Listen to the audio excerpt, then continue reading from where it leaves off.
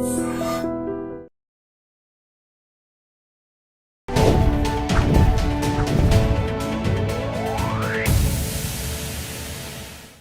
To I dream. నా పేరు లుంబిని. ఈరోజు మనతో పాటున్నారు emotional therapist and life coach Harish Tennetti garu. Let's talk to him. Hello sir. Hello. I am ready for a meaningful, sensitive and sensible conversation with you. Absolutely. So talking about divorces. Divorce. So divorce అంటేనే మనకు చాలా days నుండి, in fact ఈ past few years నుండి ఎక్కువగా డిస్కషన్లో ఉంది. So divorce అనే దానికన్నా సైలెంట్ డివోర్సెస్ దీని గురించి మాట్లాడాల్సిన I think this the time. So usually మనం కంపేర్ చేస్తే డివోర్స్ రేట్స్ వెస్టర్న్ కంట్రీస్తో చాలా డిఫరెన్స్ ఉంటుంది మన దాంట్లో. ఎప్పుడు నెగిటివ్ సెన్స్లో కాకుండా పాజిటివ్ సెన్స్లో చూస్తే చాలా డిఫరెన్స్ ఉంటుంది మన దాంట్లో. ఈ మధ్య పెరుగుతున్నాయని అనుకుంటున్నాం, కానీ సైలెంట్ డివోర్సెస్ ఇంకా ఎక్కువ అవుతున్నాయని చెప్పేసి దస్ అ రీసెంట్ సర్వే అనమాట. సో వాళ్ళు కలిసే ఉంటారు, స్టిగ్మా, ఫ్యామిలీ ప్రెషర్, పిల్లల కోసం కలిసే ఉంటూ ఉన్నారు, బట్ సైలెంట్ డివోర్సెస్ అనేటివి పెరుగుతూ ఉన్నాయి. సో దీన్ని మనం ఎలా చూడాలి and what is the thing to do? Absolutely. అంటే సైలెంట్ డివోర్స్ ఇప్పుడుది కాదు, జనరేషనల్. ఓకే, చాలామంది ఇంకా ఆ పేపర్ ఒకటి తీసుకోరు అంతే, but they are always divorced, అలా ఉండిపోతారు. దీన్ని మనకి కంపాటబిలిటీ ఇష్యూస్లో చెప్తారు. ఓకే, నెంబర్ వన్గా ఎప్పుడైనా ఎవరిదైనా మనకి జాతకాలు చెక్ చేయించుకుంటారు చూసారా, మ్యారేజ్ కుదురుతుందా లేదా, అలాంటప్పుడు కూడా 5-6 పాయింట్స్, 8 కానీ 12 కానీ పాయింట్స్ చెక్ చేసుకుని వీళ్ళు కంపాటబుల్ ఉంటారా లేదా అనేది చెక్ చేస్తారు. అంటే గణ చూస్తారు, వీళ్ళు రాక్షస, దైవ, లేకపోతే మనుష్య, ఇలా గణాలు చెక్ చేసుకుంటుంటారు. అలా వేరియస్ ఆస్పెక్ట్స్లో వీళ్ళు కలిసి ఉంటారా లేదా అన్నది మనకు పెద్ద ప్రక్రియ. ఓకే, ఎందుకు అంటే అది నక్షత్రాలు చూసో లేకపోతే క్యారెక్టర్స్ చూసో రకరకాలుగా చేసిన పాయింట్ ఈజ్, ఒక మనిషి ఇంకో మనిషికి ఎమోషనల్గా బాండ్ లేకపోతే చిన్న విషయాల్ని కూడా భూతద్దంలో పెట్టి పెద్దది చేసుకుని భయపడిపోయి గొడవ పడిపోయి ఇక ఈ మనిషి నన్ను అర్థం చేసుకోడు అనే స్టేజ్కి వెళ్ళిపోయి బయటపడే ధైర్యము లేక ఆర్ సందర్భం కలిసి రాక ఉండిపోతారు. పిల్లల కోసమనో, డబ్బుల కోసమనో, లేకపోతే ఇంకా ఇప్పుడు బయటకు వెళ్ళి నేను ఏం చేయాలనో, ఏజ్ అయిపోయిందనో. చాలామంది ఇలా సైలెంట్ డైవర్స్ ఇప్పుడుది కాదు, ఎప్పటిదో జన్మలుగా చాలా ఏళ్లగా చూస్తున్నాము. ఇప్పుడు డైవర్స్ ఈజీ అయిపోయింది కాబట్టి తీసుకుని సో వాట్, నాకు నచ్చకపోతే డైవర్స్ తీసుకుంటా అనేటట్టు వెళ్తున్నారు. బట్ సైలెంట్ డైవర్స్ అవుతోంది అంటే ఫస్ట్ థింగ్, వాళ్ళకి emotionally they are not connected. Second, they are living separate lives under one roof. ఒకే ఇంట్లో ఇద్దరూ సెపరేట్గా బ్రతుకుతుంటారు. నో ఇంటిమసీ, ఎమోషనల్ ఇంటిమసీ లేకపోవడం, అండ్ ఏదో తెలియని బ్లాక్ అడ్డు పెట్టుకోవడం వల్ల వస్తుంది. నేను ఇప్పుడు ఈ మాట చెప్తే వినడు, ఆమె వినదు, అర్థము చేసుకోదు అనే పాయింట్ దగ్గర చాలామంది ఆగిపోతారు. ఈ ఎమోషనల్ ఇంటిమసీ అనేది so very very very very important ఏ రిలేషన్షిప్ అన్నా నడవడానికి. ఈ రోజుల్లో ఏమవుతుందంటే, ఈగోని పుష్ చేసుకుని, ఈగోని హైఫై చేసుకుని, అట్ నేను మగాడినిరా అనే ఒక యాటిట్యూడ్, లేకపోతే ఆడదా నాకేం తక్కువరా అనే యాటిట్యూడ్, రెండింటిని పుష్ చేస్తూ ఉంటుంది. అది మనం చూసే రీల్స్ దగ్గర నుంచి మొదలుపెట్టి మార్కెట్లో దొరికే ఇన్ఫర్మేషన్ వరకు ఎవ్రీథింగ్ నేనేం తక్కువ, నేనెందుకు తగ్గాలి అనే ఒక యాటిట్యూడ్ వస్తుంది. ఇక్కడ ఫస్ట్ స్టెప్ చెప్తాను, తగ్గడము ఎదగడము రిలేషన్షిప్స్లో ఉండదు. మా నాన్న నన్ను చదువుకోరా అని చెప్పి నన్ను తిట్టి టీవీ ఆఫ్ చేయించి కూర్చోబెట్టాడంటే మా నాన్న నన్ను మీద డామినేట్ చేస్తాడా అని అనుకోవడానికి ఉండదు. ఎందుకు అంటే దట్ ఈజ్ ఇట్. అది కొన్ని సందర్భాల్లో నేను క్రికెట్ చూసి తర్వాత రేపొద్దు నేను గొప్ప క్రికెటర్ అవ్వచ్చేమో అని రావచ్చు, కానీ నాన్న ఆస్పెక్ట్లో అమ్మో వీడు టైం వేస్ట్ చేసుకుంటాడేమో, చదువుకోడేమో, రేపు ఎగ్జామ్ ఫెయిల్ అవుతుందేమో అని కూడా ఉంటుంది. సో బోత్ సైడ్స్ కరెక్ట్ ఉంటారు. అది విలనిజంగా తీసుకున్నన్ని రోజులు ఎమోషనల్ గొడవ. నేను వైఫ్ అండ్ హస్బెండ్ని తీసి తండ్రి కొడుకు అని ఎందుకు పెడుతున్నానంటే, అర్థం చేసుకోవడానికి మైండ్ ఆపేస్తుంది. నా ఈగో ఎలా బూస్ట్ చేస్తుందంటే, చెప్పడం ఈజీరా, నువ్వేంట్రా చెప్తావు అన్నట్టు ఉంటుంది. బట్ ఒక్కసారి కమ్ బ్యాక్ అండ్ సీ, వాళ్ళ సైడ్ నుంచి వాళ్ళకు స్టోరీ ఉండుంటుంది, ఆ స్టోరీ కరెక్ట్ అయి ఉండుంటుంది, నా స్టోరీని అర్థం చేసుకునే మైండ్ వాడికి లేదు అనేది గనక మనం పర్స్పెక్టివ్లోకి తీసుకొస్తే చాలా ఎమోషనల్ డిస్టర్బెన్స్ ఆగిపోతాయి. కానీ ఎప్పుడు కూడా నేను ఎన్నిసార్లు ట్రై చేశానండి, వాడు మూర్ఖుడు మారడు అనే దాంట్లోకి వెళ్తారు. బట్ ఇక్కడ 2 ఈక్వల్స్ అనే అనుకుంటాం కదా పెళ్లిలో. సో ఆబ్వియస్లీ అక్కడ ఈక్వలే అదే ప్రాబ్లం. అవతల వాడు అది ఈక్వల్ అని అనుకోడు, దాంతో ప్రాబ్లం. నేను ఈక్వల్, నువ్వు ఈక్వల్, నువ్వు ఈక్వల్, నేను ఈక్వల్ అనేది రాదు, ఎప్పుడు రాదు. ఎవరో ఒకళ్ళ సైడ్ తక్కువ ఉంటుంది. ఇంకా అది ఈక్వల్ అని ప్రూవ్ చేయించుకునే గొడవలో పడి ఉన్న ప్రశాంతత కోల్పోయి ఎమోషనల్గా సపరేట్ అయిపోతుంది. Okay. That leads to silent divorce. అది మెంటల్లీ ఎంత స్ట్రెయిన్ అయిపోతుందంటే ఎవ్రీ సెకండ్ నా పాయింట్ కరెక్ట్, అరే అర్థం చేసుకో. నేను చూసానండి లిటరలీ, ఇంట్లో బట్టలు సర్దలేదని, టవల్స్ ఎక్కడ పడితే అక్కడ పడేస్తారని, గ్లాసులు ఉండిపోతాయని, ఇల్లు సర్దుకోలేదని గొడవపడి డైవర్స్ తీసుకున్న వాళ్ళు తెలుసు. ఓకే, సో పాయింట్ ఇస్, డైవర్స్కి వెళ్ళకపోయినా సైలెంట్ డైవర్స్, ఇంక ఈ మనిషి మారడండి ఎంత చెప్పినా అనే దాంట్లో ఉంటారు. మా ప్రయత్నం జనరల్లీ ఏముంటుందంటే, సరే what are you living your life up to. ఒకవేళ నిజంగా ఇల్లంతా నీట్గా సర్దేసే ఉందనుకుందాం, ఏం బెటర్ అయింది, ఎనీథింగ్ ఎల్స్ బెటర్ అయిపోయిందా అనే సైడ్కి వెళ్ళాలంట. అంటే అవతల వాడు అర్థం చేసుకోలేదు, పోని ఈరోజు వెంటనే తల మీద దెబ్బ తగిలి అర్థం చేసుకోవడం స్టార్ట్ చేస్తాడు అనుకుందాం, ఏమొచ్చింది దానివల్ల నీకు అనేది ఐడియాలోకి రానివ్వరు. అందుకే డైవర్స్ అయిపోతుంది. సైలెంట్ డైవర్స్ ఎందుకు అవుతుందంటే, వీళ్ళు తెలియకుండానే అవతల వాడు మారాలి, మా ఆవిడ అర్థం చేసుకోవాలి, మా ఆయన అర్థం చేసుకోవాలి, ఇందులో ఉండిపోతారు. సరే ఈరోజు అర్థం చేసేసుకున్నాడు అనుకుందాం, నీకు దానివల్ల ఏమొచ్చింది, ఏం రాదు, నీ ఈగో తింటుంటుంది అక్కడ. Your ego is constantly feeding you. ఎవరైనా ఈ మాట వింటుంటే గట్టిగా ఎక్కించుకోండి బ్రెయిన్కి. నిజంగానే ఈరోజు మీ ఆయన టక్మని మారిపోయాడు అనుకుందాం, మీ ఆవిడ సడన్గా గొప్ప మనిషి అయిపోయి మీ అమ్మా నాన్న గౌరవించేసింది అనుకుందాం, ఏమొచ్చింది దానివల్ల నీకు, ఏమీ రాదు తెలుసా, నిజంగా ఏమీ రాదు. మనం అనుకునే ప్రశాంతత దానికి లింక్ పెట్టాం కాబట్టి, ఇది జరగకపోతే నేను సంతోషంగా లేననుకుంటారు. This what I'm trying to tell is a life changer, game changer in every aspect. ఇది ఒక్కటి పెట్టుకోండి, నిజంగానే నీ హస్బెండ్ ఈరోజు మారిపోయాడు, భార్య మారిపోయింది, మారిపోతే నీకు వచ్చిన లాభం ఏంట్రా, జస్ట్ నీ ఈగో సాటిస్ఫాక్షన్, అంతకు మించి ఏమీ లేదు. లైఫ్ని ఈ ఎమోషనల్ డిస్టర్బెన్స్ క్రియేట్ చేసే మైండ్ని పట్టుకోవాలి. దట్ వాడి లైఫ్ వాడు బ్రతుకుతాడు, నేను నా లైఫ్ నేను సిన్సియర్గా బ్రతుకుతా వితౌట్ ఎనీ ఎక్స్ప్లెనేషన్. ఏ ఎక్స్ప్లెనేషన్ లేదు, నేను బ్రతికేస్తున్నా అంతే. వాళ్ళు కూడా బాగుంటే, మా ఆయన నన్ను అర్థం చేసుకుంటే, మా ఆవిడ నన్ను అర్థం చేసుకుంటే, దీనిలోంచి వాడు అర్థం చేసుకోపోయి నేను ఐఎమ్ గ్రోయింగ్, నాకు కావాల్సింది నేను సిన్సియర్గా చేస్తున్నా. వాళ్ళు అడ్డు పెట్టారా, I will fight it out there and forget about it. Emotionally disturb అయ్యాను అంటే డైవర్స్కి దారితీస్తుంది. ఇది ఫస్ట్ స్టెప్, సైలెంట్ డైవర్స్కి ఫస్ట్. సెకండ్ వచ్చేసి, వీళ్ళు అసలు ఇంటిమేట్గా మాట్లాడుకోరు.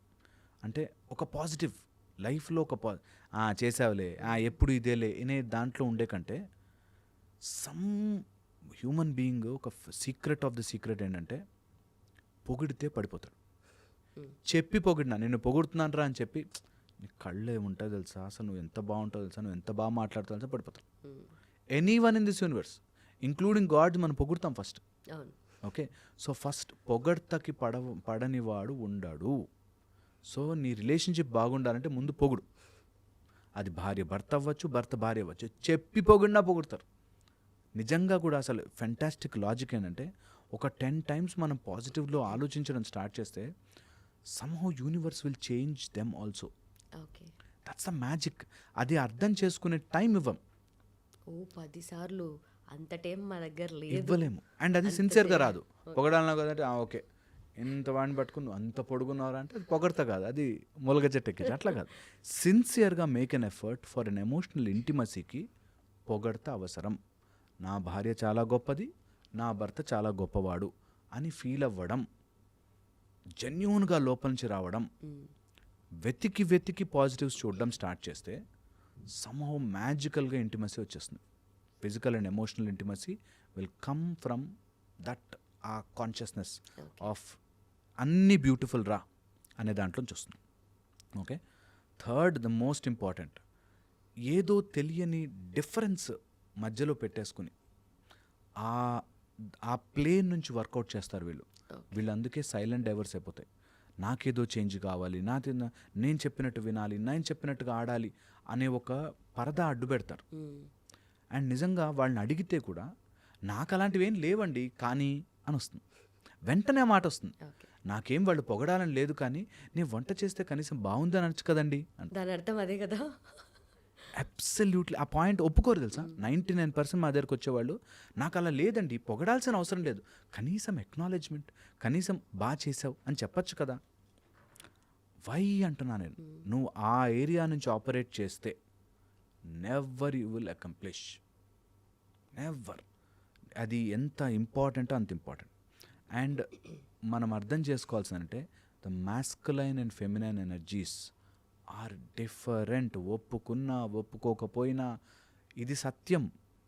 అందుకని ఒకవేళ కలిసి ఉండాలి, ఈ ఎమోషనల్ సఫరింగ్ నేను దాటి బయటికి రావాలి, సైలెంట్గా ఒకే ఇంట్లో ఉంటున్న శత్రువుల్లాగా ఎవడో పట్టని వాళ్ళలాగా ఉంటున్నాము అంటే ఎక్కడో your energies are not matched up. Okay, ఒక బ్యూటిఫుల్గా రిలేషన్షిప్ తీసుకెళ్ళాలి అంటే రెస్పెక్ట్ బోత్ పార్టీస్ అండ్ ఇద్దరిని నర్చర్ చేసే ఆ ఫెమినైన్ ఎనర్జీ అండ్ మాస్కులైన్ ఎనర్జీని నర్చర్ చేసేలాగా ఇద్దరు ఆలోచించాలి. ఒక సైడ్ నుంచి వస్తే ఆబ్వియస్లీ వర్కౌట్ కాదు, బోత్ సైడ్స్ నుంచి ఐ విల్ నర్చర్ దిస్. నా జీవితంలోకి ఒక అమ్మాయి వస్తే ఆర్ నా జీవితంలోకి ఒక అబ్బాయి వచ్చాడు అంటే వాళ్ళిద్దరూ ఏదో మనకి బంధనం అయిపోయి మనని కట్టేసే వాళ్ళు కాదు. They are in my life to enrich my life. నా లైఫ్ని గ్రో చేయడానికి వచ్చారు. నా పని మనిషి కాదు ఆమె, వీడేదో నాకు పని చేసేవాడు కాదు అనే స్టేజ్ నుంచి మనం దాటి బయటకు వచ్చి నా లైఫ్లో ఒక బ్యూటిఫుల్ హ్యూమన్ బీయింగ్ నాతో పాటు ఇంకొక 75 years బ్రతకడానికి వచ్చింది అని అనుకున్నప్పుడు, వచ్చాడు వచ్చింది అని అనుకున్నప్పుడు లైఫ్ విల్ బి డిఫరెంట్. నిజంగా చెప్తున్నాను. ఏదో పని చేయడానికి వచ్చింది, ఆఫ్టర్ ఆల్ భార్య ఏమాత్రం చేదా అని కానీ, లేకపోతే మొగుడు అన్నాక నన్ను కనీసం చూసుకోడా అని ఇలా వచ్చినా కానీ, మొగుడు ఎవడరా నువ్వు అనేటట్టుగా కానీ ఎప్పుడు వెళ్ళకూడదు రిలేషన్షిప్. అది బయట మార్కెట్ మనని మోసం చేయడానికి చాలా చెప్తుంది కానీ don't go in to that. నిజంగా నీ లైఫ్లోకి వచ్చిన ఎవరైనా సరే ఒక భార్యను ఇంటికి తెచ్చుకుంటే, నా లైఫ్లోకి ఒక మంచి పర్సన్ వచ్చింది to spend beautiful time with her అనేది గుర్తుపెట్టుకోవాలి ఎప్పటికప్పుడు. ఏదైనా చిన్న మాట మనస్పర్ధ వచ్చిందంటే ఒకసారి sit down there and think, forward చేసి ఏమవుతుంది దీనివల్ల, గొడవే పెరుగుతుంది, అనవసరంగా గొడవ అవుతుంది. దీనికంటే better I can think on some positives, think on my growth, think on betterment, ఇంకెంత బాగా చేయొచ్చు. అండ్ ఇది రియల్లీ వర్కౌట్ అయ్యి తీరుతుంది if you realize this that. ఒకసారి వాళ్ళ సైడ్ నుంచి గొడవ వస్తుంది, ఇలా కొట్టడానికి ట్రై చేసింది, 2 చెయ్యి కలిపితేనే చప్పటి సౌండ్ వస్తుంది. ఒక చెయ్యి ఎంతసేపు చేస్తారు, చేయలేరు. So don't respond immediately. నీకు ఎమోషనల్ డైవర్సెస్, సైలెంట్ డైవర్స్ అవ్వడానికి కారణం ఎమోషన్కి యాడ్ చేస్తారు. ఎమోషనే గెలుస్తుంది, నువ్వు గెలవలేవు ఎమోషన్లో. ఎప్పుడు ఇది నిజం సత్యం. నేను 100 మందికి 100 సార్లు చెప్తాను ఇదే మాట. దట్ నా టెక్నిక్ ఒక్కసారి ఫాలో అయ్యి చూడండి. ఎవరైనా ఎమోషన్ త్రో చేస్తున్నారు, వాళ్ళు ఆవేశపడుతున్నారు, కోప్పడుతున్నారు, నీ కెపాసిటీ పెంచుకోవాలి. Capacity to handle, look in to their ice, ఒకటే ఒక look, they should get control. అసలు నువ్వు చెయ్యలేవు, ఏమీ పీకలేవు, నువ్వేమీ కాదు అనే స్టేజ్లోకి ఇద్దరు వెళ్ళకూడదు. ఇద్దరు ఈక్వల్స్, ఇద్దరు చాలా బ్యూటిఫుల్. ఈక్వల్ కంటే కూడా ఇద్దరు or combination for a great recipe అని తెలుసుకోవాలి. ఓకే, నేను ఇంత కూర వేశాను కాబట్టి ఇంత ఈక్వల్గా సాల్ట్ వేయాలని అనుకోవద్దు. సాల్ట్ కొంచెమైనా it enhances the taste.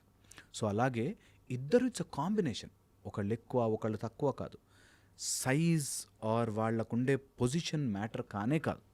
It is that beautiful blend, అది matter. So wife and husband ఎవరైనా రియల్ లైఫ్ ఎంజాయ్ చేయాలి, 70 ఏళ్ళు ఒకరితో ఉండాల్సి వస్తుంది అన్నప్పుడు నువ్వు ఎన్ని అడ్డు పెట్టుకుంటావో నీ జీవితానికి అంత చేదుగా మారిపోతుంది. ఈ సైలెంట్ డైవర్స్ అంతా అందుకే. ఆ పోటీ ఆఫ్ పవర్, నా మాట నెగ్గాలి అనే దానికంటే ఇద్దరము కలిసి నెగ్గాలి. వీఆర్ వన్ టీమ్, ఇద్దరము కలిసి ముందుకెళ్దాం, ఇద్దరము వీఆర్ టుగెదర్. సో ఫస్ట్ వచ్చేసి ఎమోషనల్గా డిస్రెగ్యులేట్ అవ్వకూడదు 1, 2 ఒకే ఇంట్లో ఉంటూ డిఫరెన్సెస్ క్రియేట్ చేసుకోకూడదు 2, థర్డ్ వచ్చేసి ఎంత కుదిరితే అంత బార్డర్స్ తీసేసి love them as you love your self. Okay, నీ చెయ్యి కొన్నిసార్లు రాంగ్ ప్లేస్లోనో ఎక్కడన్నా పెట్టి ఏదైనా అంటుకుంటే దుమ్ము దులుపుకుంటాము కానీ దాన్ని కోసేసుకోం. నాకు అది ఇష్టం లేదు ఇంకా అనే దాంట్లోకి వెళ్ళొద్దు, ఎప్పుడు వెళ్ళొద్దు. అదొకటి. దాన్ and the most important thing, మాట్లాడడం, కమ్యూనికేటింగ్లో ఇగోని కొడుతూ మాట్లాడద్దు. 99% గొడవలకి కారణం వాళ్ళ ఇగో మీద కొడుతూ మాట్లాడతారు. నేను చూశాను చాలామందిని ఇట్లాగా మాట్లాడుతూ వాళ్ళ ఈగోని దెబ్బతీసే మాట అంతా చేసి, చూసాలే నువ్వు ఎట్లాంటోడువో, అది వాడి ఈగోని దెబ్బతీస్తున్నట్టు. వాడు ఆ రామ మీ అమ్మా నాన్న ఇట్లాగే అని అమ్మాయి ముందు అనకూడదు. That is not the point ఇక్కడ. అమ్మా నాన్న ఎలాంటి వాళ్ళు అని ఎవరితో అన్నా కోపమే వస్తుంది. నువ్వు కోపం తెప్పించడానికి మాటలు అనకు, సాల్వ్ చేయడానికే మాటలు పెట్టుకోవాలి. ఇది కనుక ఫాలో అవ్వగలితే I think things will be much more beautiful. అది అర్థం చేసుకోరు ఆ టైంలో. వినాశకాలే విపరీత బుద్ధి అని ఆ టైంలో అలా జీవితం అంతా పాడు చేసేసుకుని ఒక 30-40 ఏళ్ళు సైలెంట్గా బతికేసేసి తిట్టేసుకుని వైఫ్ అండ్ హస్బెండ్ మధ్యలో చేదుతనాన్ని పెంచుకుని ఎవడి కోసం బ్రతుకుతున్నారా అనిపిస్తుంది. ఎందుకు ఆ గొడవ పడి అంత ఫైట్ చేసుకుని ఒక్కొక్కళ్ళ హస్బెండ్ నేను చూస్తానండి, వాడికి ఏంటో తెలియదు అంత కోపం భార్య మీద. నీ భార్యరా అంత కోపం ఏంటి, ఫర్ వాట్? ఇంట్లో ఇట్లా వణుకుతూ ఉండాలి భార్య, ఎందుకు, ఫర్ వాట్? ఏం బతికేస్తావు అట్లా? నిజంగా నువ్వు చాలా గొప్ప మహారాజువే అనుకుందాం, ఏం బతికేవు అట్లా ఉండి ఇంట్లో? నీ సొంత వ్యక్తి, నీ భార్య, హాఫ్ ఆఫ్ యువర్ బాడీ నీకు సఫర్ అవుతుంటే నువ్వు ఏం బతికినట్టు నీ బ్రతుకు? అది భార్య కావచ్చు, భర్త కావచ్చు. Should never do that, never ever do that. నీ హస్బెండ్ని నువ్వు తక్కువ చేస్తూ మాట్లాడినా, నీ భార్యను నువ్వు కించపరుస్తూ బ్రతికినా, యువర్ సెల్ఫ్ నీలోంచి బ్రేక్ అయిపోయావు. ఈ ముక్క అర్థమైన రోజున లేలే మేమిద్దరం వన్ టీం కదా, నన్నేను ఎందుకు అనుకుంటున్నాను అని వచ్చిన రోజున కరెక్ట్ చేస్తాం. నేను చెప్పిన అర్థం కాదండి, దాన్ని అర్థం కావట్లేగా చెప్పకు, కొంచెం ఓపిక తెచ్చుకుని నువ్వే చేసుకో, బికాజ్ ఇట్స్ యువర్ పార్ట్. అట్లా ఆలోచించినప్పుడు ఈ సైలెంట్ డైవర్స్లు అవుతాయి. అమేజింగ్. బట్ అగైన్ మళ్ళీ సేమ్ ఆ పాజిటివ్ యాంగిల్ ఏదైతే ఉందో, పాజిటివ్ ఎఫర్ట్స్ ఏవైతే ఉన్నాయో అది ఓన్లీ వన్ సైడ్ నుండే ఉంటుంది. ఫర్ ఎగ్జాంపుల్ ఇప్పుడు మీరు చెప్పిన ఇంత పెద్ద డిస్కషన్లో మనం చేసిన దాంట్లో కూడా only for example wife and husband ఉంటే ఇద్దరు కపుల్ కలిసి చూడరు కదా, ఒకరే చూస్తారు. ఇద్దరు హస్బెండ్ చూస్తారా లేదంటే వైఫ్ చూస్తారు. వాళ్ళు వెళ్ళి వీళ్ళకి కన్వే చేయలేరు, అక్కడ నుండి నెగిటివ్ బ్యాషింగ్ వస్తూనే ఉంటుంది. సో మళ్ళీ అక్కడ ప్రాబ్లమాటిక్గా అయిపోతూ ఉంటుంది. సో ఏంటంటే ఇప్పుడు ఏం చేయొచ్చు అనేది, ఎందుకంటే చాలామంది just 1-2 years into the relationship break. So ఎందుకంటే ఇప్పుడు ఛాన్స్ ఉంది, ఇప్పుడు 1-2 yearsలోనే బ్రేక్ అవుతున్నారు, సో దట్ మళ్ళీ పెళ్లి చేసుకోవచ్చు అని చెప్పేసి. చాలా ఇంపార్టెంట్, వెరీ ప్రొఫౌండ్ క్వశ్చన్ అమ్మా. ఫస్ట్ వచ్చేసి చెడ్డవాడే అనుకో, అంటే వాడు ఆమె ఆయన చెడ్డవాడే, they are in multiple relationships, ఎప్పుడు అబద్ధాలు చెప్తాడు, రాంగ్ ఉన్నాడు, there is no point continuing it. ఎందుకంటే నిజంగా కూడా చెప్తే వినగలిగితే అందరూ మారిపోవాలి. ఈ పాటికి మేము చాలా చెప్పాం, వినరు. సో బుద్ధే చెడ్డగా ఉంది, దే ఆర్ బై బర్త్ వాళ్ళ ఇంటెన్షన్సే రాంగ్. అలాంటి వాళ్ళని వదిలించుకోవడమే నయం. వాడు కొడతాడు, నార్సిస్టిక్గా బిహేవ్ చేస్తాడు, ఆమె అలాగే ఉంటుంది, మారరు. ఓకే, నేను చూశాను అట్లాంటి వాళ్ళని, బోత్ అమ్మాయిలు అబ్బాయిలు ఇద్దరు కూడా. అమ్మాయి 10 మందితో అట్లాగే బాయ్ ఫ్రెండ్స్తో అలాగే మాట్లాడుతూ ఉంటే వీడు వద్దు అని గొడవ పడ్డ వాళ్ళు చూశాను. వీడు వద్దు అన్నా నాకు అలా కావాలి ఇలా కావాలి, మీ ఇంట్లో నుంచి డబ్బులు తీసుకురా, లేదని వేరే వాళ్ళ దగ్గరికి వెళ్ళిపోతా అనేవాళ్ళు ఉంటారు. అలా దే ఆర్ కండిషనల్లీ బ్యాడ్. అలాంటి వాళ్ళని వదిలించుకోవడమే నయం, పట్టుకుని వేలాడి టైం వేస్ట్. ఇది నెంబర్ 1. నేను మాట్లాడుతున్న ఇప్పుడు ఈ context, they are not bad but their ego is playing. అలాంటి వాళ్ళకి మాత్రం నిజంగా చెప్తున్నాను, ప్యార్సే కన్విన్స్ చేయాలి. వాళ్ళు ఏం తప్పు పని చేయరండి, రాంగ్ అలవాట్లు లేవు, తాగేసి రారు, కొట్టరు, అండ్ అట్లా కాదు. కానీ ఎప్పుడు కోపం ఉంటుందండి, నేను ఇలా చేస్తే అలా చేస్తే ఇలా ఉంటుంది చూసారా. చిన్నప్పటి నుంచి తెలియక పెరిగి ఒక భార్యతో ఎలా బిహేవ్ చేయాలో తెలియని వాళ్ళకి, అలాంటి వాళ్ళకి మాత్రం నిజంగా ప్యార్సే వాళ్ళకి ఆ లోపల ఒక డెవిల్ అరుస్తూ ఉంటుంది. వాళ్ళకి చెప్పిన కొంతమంది వినిపించుకోరు. అలాంటి వాళ్ళని స్లోగా టేమ్ చేయాలి, వాళ్ళని స్లోగా తీసుకురావాలి, ఆ స్మూత్ రిథంలోకి తీసుకురావాలి. అండ్ నేను చెప్తున్నాను కదా, కొంతమంది టక్కుమని మారిపోతారు. అరే నిజమే కదా, నా భార్యతో ఎందుకు ఇట్లా చేస్తున్నా. మనకి ఇలాంటి వాటికి అరే భార్యతో కన్నీరు పెట్టించకూడదురా, భర్తని ఇట్లా తప్పుగా చూడకూడదురా అని కొన్ని రూల్స్ పెట్టారు. అలాంటి వాటిని మనం స్లోగా ఇంకల్కేట్ చేసి చేయొచ్చు. ఇది ఒకటి అథారిటేటివ్గాను, రెండు లాట్ ఆఫ్ లవ్ అండ్ ఎంపతితో చేయాలి. ఇట్ నీడ్స్ కరేజ్ తెలుసా, చాలా చాలా ధైర్యం, చాలా చాలా మానసిక స్తోమత కావాలి. స్తోమత, that stage to solve problems రావాలి. అందుకని first intentionally bad narcissistic fellows వాళ్ళతో ఎక్కువ రోజులు ఉండి టైం వేస్ట్ చేసుకోవద్దు. Your life is precious, please move on from there. Okay, లేదు మనిషి మంచివాడే కానీ ఇన్ఫ్లుయెన్స్ అవుతున్నాడు అమ్మా నాన్నతో, లేకపోతే ఇంకోళ్ళు ఏదైనా బయట నుంచి అలవాట్లు చేయిస్తున్నారు, సో వాళ్ళకి జస్ట్ యువర్ ప్యూర్ లవ్, మాట్లాడద్దు, గొడవ పడద్దు, ఇరిటేట్ చేయొద్దు, ప్యూర్ లవ్ నిజంగా ట్రై చేసి చూడాలి ఒక 6 months. నేను చెప్పినట్టు just love them in to their position and love them with lot of care and empathy with authoritative. లేదు నాకు ఇది నచ్చదు అని నచ్చని చోట నచ్చనట్టే. ఇది ఒక తల్లి లాంటి ప్రేమ ఇచ్చే. నా కొడుకు తాగుబోతు అవుతాడంటే తల్లి ఒప్పుకోదు, ఎట్ ద సేమ్ టైం వాడు ఏదైనా గొప్ప పని చేస్తే చాలా మెచ్చుకుంటుంది. ఓకే, సో బీ వెరీ అకామిడేటివ్గా చేసుకోవాలి. అది చాలా, it needs strength. Okay, second, ఒకవేళ ఇలాంటి పొజిషన్లో ఎవరైనా ఉంటే నేను చెప్తున్నాను కదా, you stop giving that back. వాళ్ళు అసలే రాంగ్ పొజిషన్లో రోగిష్టిగా ఉన్నారు, ఆ రోగము నుంచి బయటకు రండి. It will be beautiful journey. And అందరూ కూడా ఇది ఎంజాయ్ చేశాక, ఈ రిలేషన్షిప్ ఇట్లా ఒక బ్యాడ్ రిలేషన్షిప్ నుంచి స్ట్రాంగ్ రిలేషన్షిప్ అయితే అది బ్యూటిఫుల్ బంధం, అది ఇట్స్ నెవర్ ఎండింగ్. ఎంత ఉంటుందంటే ఇటర్నల్గా ఉంటుంది అంటారు. సో ప్రేమించండి ఎంత కుదిరితే అంత, లవ్ దెమ్ ఎ లాట్. వాళ్ళు ఉన్న whatever way they are, love them, at the same time be authoritative to stop what is wrong. ఇది కనుక తెలిస్తే చాలా చాలా బాగుంటుంది. ఇట్స్ కొంచెం లోపల నుంచి అది తెచ్చుకోవాలి ఆ feel, that is my husband, my wife, నేను సెట్ చేసుకుంటాను, నేను మంచిగా మార్చుకుంటా, కోపంతో కాదు ప్రేమతో. It will be beautiful journey. Okay okay, but again ఇక్కడ మళ్ళీ ఇందాక అన్నట్టుగా 2-3 years ఇంటూ ద రిలేషన్షిప్, ఇంకా పిల్లలు అవ్వలేదు, ఏదైనా చిన్న చిన్న ప్రాబ్లమ్స్ వచ్చినప్పుడు, లేదంటే ఇంకొంచెం పెద్దగా ఎక్స్ట్రీమ్ గొడవలు అవుతున్నప్పుడు ఇంకా బ్రేక్ చేసుకుంటారు. ఎందుకంటే ముందుకెళ్తే ఎట్లాగో పిల్లలు ఉంటే ప్రాబ్లమాటిక్గా ఉంటుందని చెప్పేసి ఆ 1-2 yearsలోనే ఎక్కువ అవుతున్నాయి రిలేషన్షిప్లో గొడవలు కానీ డివోర్సెస్ కానీ. సో ఆ పాయింట్ ఆఫ్ టైంలో ఏం చేయాలి? మేము ఎప్పుడు అంటాం, అందుకే ప్రీ మ్యారేజ్ కౌన్సిలింగ్, మ్యారేజ్కి ప్రిపేర్డ్ ఉన్నారా లేదా, అండ్ సెలెక్షన్ ఆఫ్ ఇద్దరి person selection not based on money. ఎప్పుడు కూడా ఏ అమ్మాయికి అయితే కంపల్సరీగా, అమ్మాయిల అబ్బాయిలకి ఈ ఏజ్లో ఉన్న వాళ్ళకి చెప్తాను నేను, ఎప్పుడు లుక్స్తో కానీ డబ్బుతో కానీ వెళ్ళకండి. చెక్ దేర్ ఎమోషనల్ బ్యాలెన్స్, చాలా చాలా ఇంపార్టెంట్. బ్యాంక్ బ్యాలెన్స్ కాదు, ఎమోషనల్ బ్యాలెన్స్. ఒక సిచ్యువేషన్ వచ్చినప్పుడు ఎలా రియాక్ట్ అవుతున్నాడు మనిషి. ఎందుకంటే ఏదైనా కష్టం వచ్చినప్పుడు మనిషి కళ్ళ ముందు టింగమని 2 ఓపెన్ అవుతాయి. ఒకటి బ్యాడ్ దారి, ఒకటి కరెక్ట్ దారి. కరెక్ట్ దారి ఎంచుకున్న వాడిని పెళ్లి చేసుకోండి.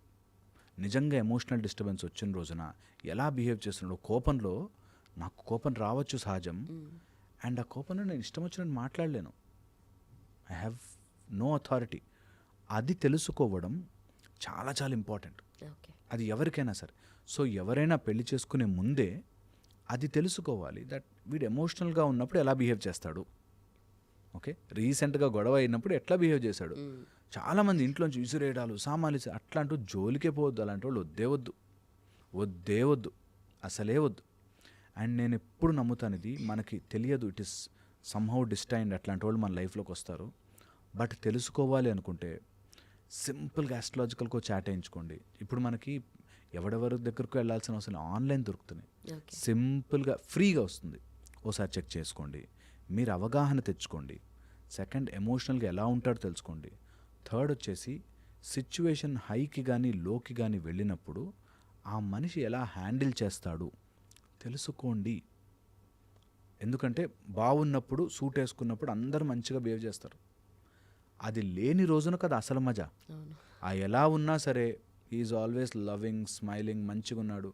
అండ్ అబ్బాయిలకి నేర్పించాలి, అరే కష్టాలు వస్తాయి బాస్, నువ్వు ఆవేశపడకు, తట్టుకో, ముందుకెళ్ళు, become resilient.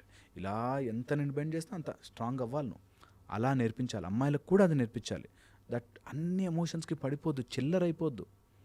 Be strong, be bold, be brave. ఎమోషన్కి ఎమోషన్, మాటకి మాట, మాటకి మాట పెంచుకోవద్దు.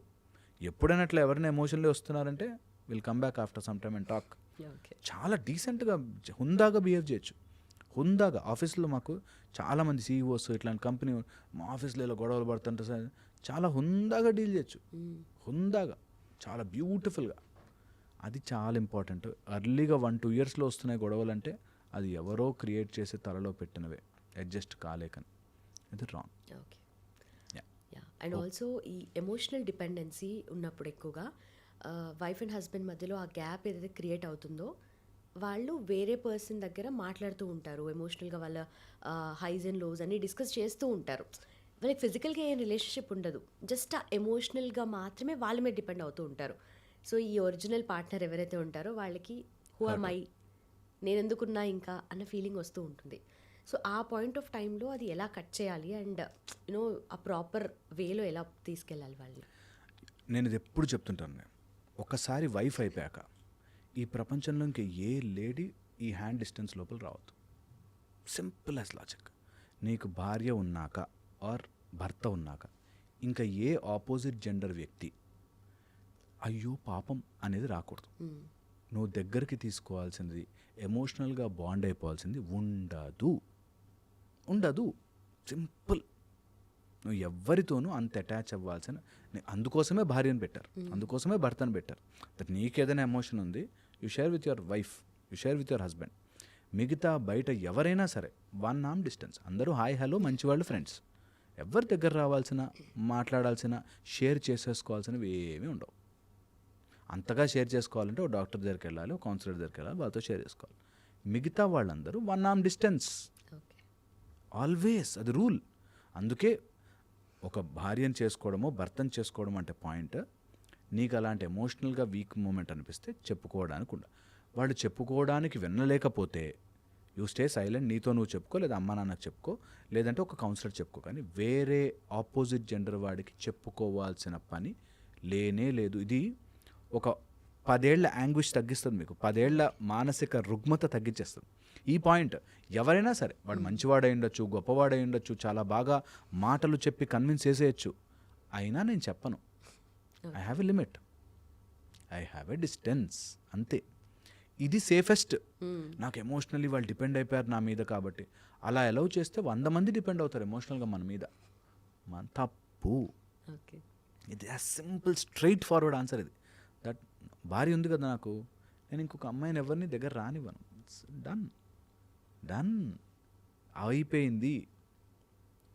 అన్లెస్ అది నిజంగా అంతగా అవసరం అయ్యి ఉండి ఏమనుంటే నేను భార్యతో పాటు వెళ్తా. That's how you maintain your integrity. అలాంటి ఇంటిగ్రిటీ ఉన్న చోట నిజంగా ఏ భార్య వదులుకోదు, ఏ భర్త వదులుకోడు. ఇది చాలా చాలా worth important point. That's it. నాకు భార్య ఉంది బాస్, నేను వేరే వాళ్ళతో నాకు పని లేదు అనే ఒక బ్యూటీ రావాలి మన లోపల. అది వచ్చిన రోజున అన్నీ బాగుంటాయి. నిజంగా ఎమోషనల్లీ అట్లా డిపెండ్ అయిపోయేవాళ్ళు మన మీద ఉంటే ఓ రోజు కూర్చోబెట్టేసి ఓ రోజు బాధపడ్డా సరే చెప్పేయాలి, నాకు భార్య ఉంది, please I don't want to do it, నా భర్త ఉన్నాడు, please I will stay like this happy. అంతే. ఎమోషనల్గా ఇన్వాల్వ్ అయిపోయిన వాళ్ళు ఎంతమంది మా దగ్గరకు వస్తారు, ఎంతమంది వస్తారు. ఎందుకు? భర్త నా మాట వినట్లేదని ఇన్స్టాగ్రామ్లో ఫ్రెండ్షిప్ చేసుకుని తర్వాత ఫోటోలు షేర్ చేసుకుని ఇప్పుడు అవి సైబర్ నేరాలు అయిపోయి చాలా ఘోరం ఉన్నారు. సో అవసరం లేదు. ఒకసారి లేదు నీకు అంతగా అవసరం పడింది, కట్ ఇట్ ఆఫ్ హియర్, ఇది ఫినిష్ చేసేసుకుని ఈ రిలేషన్షిప్ ఎండ్ చేసేసుకుని మళ్ళీ నెక్స్ట్ మూవ్ ఆన్, తప్పులేదు. కానీ ఇక్కడ ఉండగా షుడ్ నెవర్ డూ దట్. అందుకే మనకి there is a cosmic connection. పైన అన్ని లెక్కలు వేసేవి ఇవే. దట్ నీకు తెలిసి, నీకు ఇంట్లో భార్య ఉందని తెలిసి, నీకు భర్త ఉందని తెలిసి ఇంకోళ్ళని ఇంటిమేట్గా నువ్వు వెళ్ళి కూల్ డ్రింకులు తాగి లేకపోతే నీ బాధ షేర్ చేసుకున్నావు అంటే యు ఆర్ ఇన్హరెంట్లీ రాంగ్. లోపలేదో మైండ్లో తప్పు ఉంది. Should not do that. ఎవరన్నా సరే అందరూ మంచివాళ్ళు, అందరికీ నమస్కారం చెప్తాం, అందరూ ఫ్రెండ్స్, అందరూ గొప్పవాళ్ళు. ఎవరైనా ఎమోషనల్ ప్రాబ్లం ఉంటే అవునా please go and talk to the management, please నువ్వు ఇలాంటి కౌన్సిలర్ దగ్గరికి వెళ్ళు అని చెప్పచ్చు. అందరికీ నీ ప్రేమ పనిచేసేసి అవసరం లేదు. హోప్ఫుల్లీ ఇది అర్థం అవ్వాలి. అండ్ అలా చేసిన వాళ్ళు నిజంగా బాగుంటారు. అలా చెయ్యక ఎమోషనల్లీ డిపెండ్ అవుతున్న వాళ్ళు నిజముగా ఏదో ఒక రోజున అనుభవిస్తారు. వాళ్ళు అప్పటికప్పుడు సొలేసి ఇవ్వచ్చు, అప్పటికప్పుడు నీ ఎమోషనల్ బాండింగ్ అర్థం చేసుకోవచ్చు. కానీ తర్వాత it will be hell. Perfect. Hope as simple as that, but again మళ్ళీ కాంప్లికేట్ చేసుకుంటాం. అబ్సల్యూట్లీ కాంప్లికేట్ చేసుకుంటాం. అందుకే human brain, human mind is so bad. అది తెలుసు మనకి, తప్పు అవుతుందిరా, ఇది తప్పురా, ఇది రాంగ్ రా, ఈ మెథడ్ రాంగ్ రా అని. అయినా కూడా పాపం ఓకే. అదంతే. Okay. So are you ready for a marriage అని అడిగితే ఎవరైనా ఆఫ్టర్ 30 చేసుకుంటున్నారు ఇప్పుడు అందరూ. బిఫోర్ దట్ అడుగుతా కూడా అస్సలు ఛాన్సే లేదు, సెటిల్మెంటో లేదంటే వేరే వేరే రీజన్స్ చెప్తారు. బట్ అగైన్ ఇక్కడ మళ్ళీ ఉండదు, ఏమవుతుందో రిలేషన్షిప్ అంటే ఎట్లా ఉంటుందో ఆ భయాలు ఉండిపోతాయి. సెటిల్మెంట్ ఒక్కటే కాదు వాళ్ళ రీజన్. సో ఇవన్నీ ఉంటాయి కదా. సో అలాంటి వాళ్ళ కోసం ఎలా చెప్పి కన్విన్స్ చేస్తారు? ఎందుకంటే ఇప్పుడు బయాలజికల్లీ 30 తర్వాత అనేది it's not good anyway. So దాన్ని ఎలా చేయొచ్చు?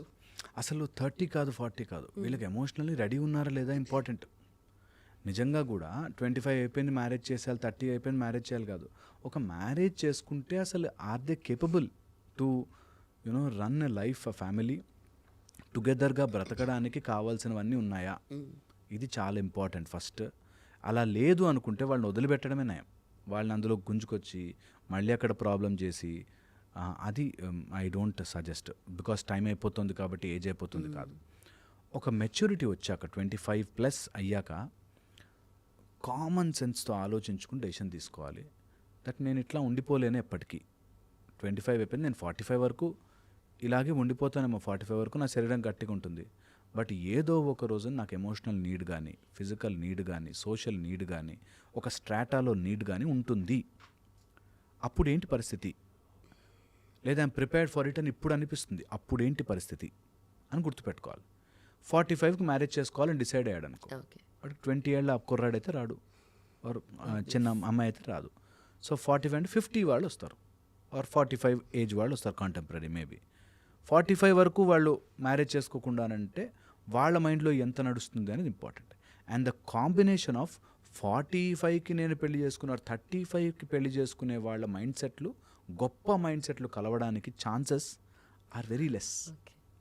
ప్రాక్టికల్ ఇది. సో నేను 35 ఉన్నా, నేను 40కి చేసుకుంటానులే అనుకుంటే నువ్వు 40కి చేసుకుంటావు, వెరీ గుడ్, బికాజ్ నీకు అంత మెంటల్ మెచ్యూరిటీ ఉంది. బట్ నీకు 40కి వచ్చేవాళ్ళు అంత డైరెక్ట్గా దొరకరు. సో దాంతో ఏమైపోతుంది, ద మ్యారేజ్ కాంప్లికేషన్స్ పెరుగుతాయి అంటారు. సి అల్టిమేట్లీ ఎవరు ఏ ఏజ్లో పెళ్లి చేసుకోవాలని ఎందుకు చెప్తారు? ఇలాంటి కాంప్లికేషన్స్ ఉంటాయేమో, ఇలా ప్రాబ్లం అవుతుందేమో అని చెప్తారు. Already experimented, tested, time tested. కాబట్టి నువ్వు చిన్న ఏజ్లో స్టార్ట్ చేసుకున్నావు, ఏమైనా డిస్టర్బెన్స్ వచ్చినా 4-5 years సెటిల్ అవుతుంది. దెన్ చిల్డ్రన్ వాటిలో పడిపోతే మీరు కొంచెం ముందుకు వెళ్ళాక ఫ్యామిలీ లైఫ్ని ఎంజాయ్ చేయడం స్టార్ట్ చేస్తారు అనే కాన్సెప్ట్ వచ్చింది. వెల్, ఏ సిస్టమ్ కూడా అందరికీ వర్తించకపోవచ్చు, ఎవరిది వాళ్ళకి సెపరేట్గా ఉంటుంది. Every body is different. అయితే ఇందులో బాగా గుర్తుపెట్టుకోవాల్సింది, ఎప్పుడైతే మనం ఏజ్ పెంచుకుంటూ పోతామో కాంప్లికేషన్స్ పెంచుకుంటూ పోతాం. ఇది 1.